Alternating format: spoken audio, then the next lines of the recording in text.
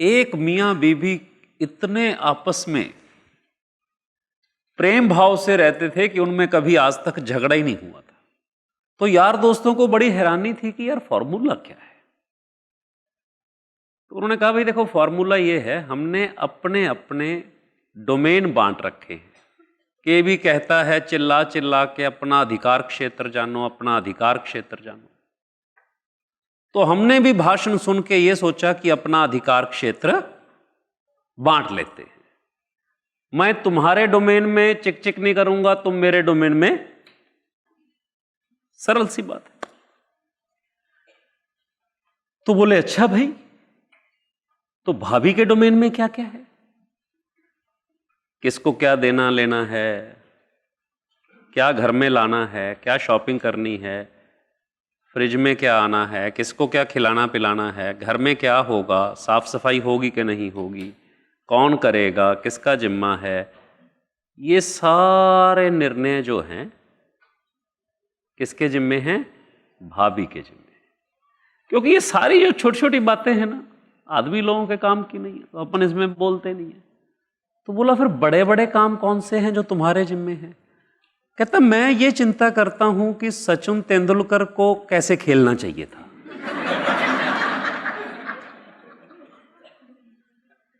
मैं ये निर्णय करता हूं कि लता जी को कैसे गाना चाहिए था।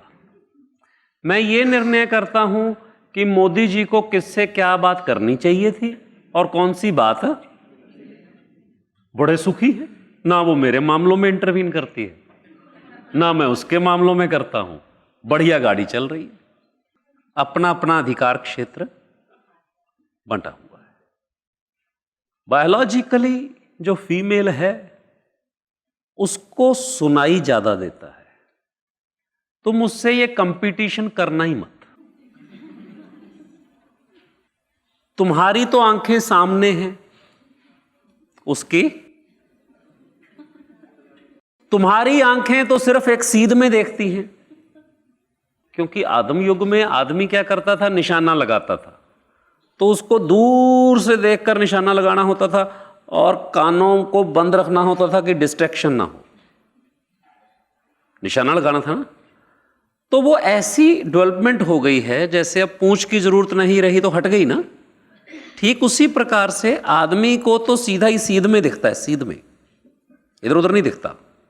और फीमेल को दीवारों के अंदर ही दिखता है,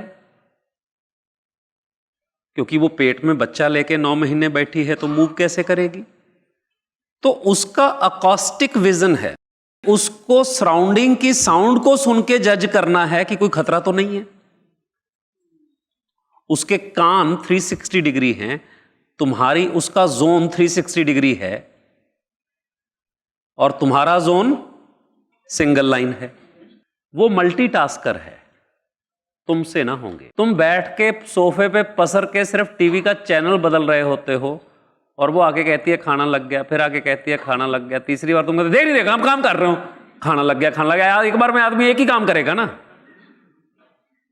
पर वो तो कभी नहीं कहती कि तेरी अम्मा को खाना दे रही थी, तेरे बालकों को नहला रही थी, किचन में खाना भी बना रही थी, साथ में ये भी कर रही थी, आए हुए गेस्ट को भी देख रही थी, बीच में वो धोबी भी आ गया था, बीच में माई भी आ गई थी। उसने कभी कहा?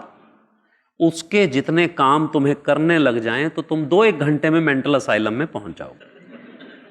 2 घंटे में।